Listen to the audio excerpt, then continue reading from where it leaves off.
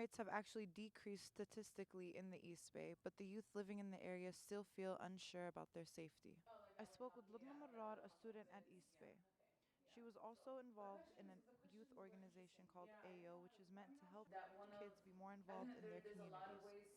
When I asked her what types of things should be done in order to maybe decrease crime amongst the youth in the East Bay, Youth need to go to school. They need to go to school in order to be impactful in their community. In order for them to learn.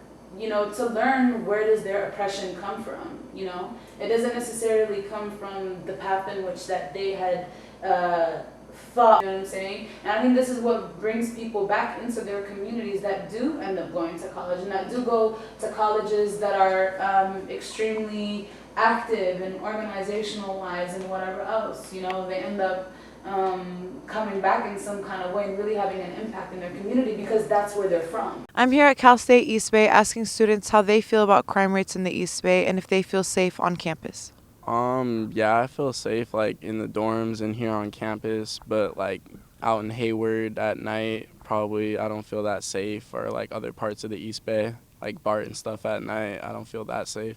And something happened at the Bayfair BART station like a week ago. Somebody like stole somebody's phone, like he punched her, stole her phone, and took off with it. Well, growing up, one time I lived at these apartment complexes. Like every few weeks, there would be a shooting across the street, a scary experience. Just hiding and ducking, like every other weekend. And I don't know, Union City's not really the safest place, but I guess it's better than places like Richmond or Oakland.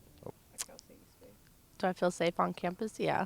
Most of my classes are day classes anyway, but I mean, either way, I feel like the campus is pretty safe. I feel in general it's pretty safe. I mean, of course, like anywhere else, there's neighborhoods you probably shouldn't go if you don't have business to be there or you don't know people there, that you should probably stay out of it at certain times. But overall, I never feel at risk or scared or anything like that around. I have a lot of friends that were part of some type of criminal activity.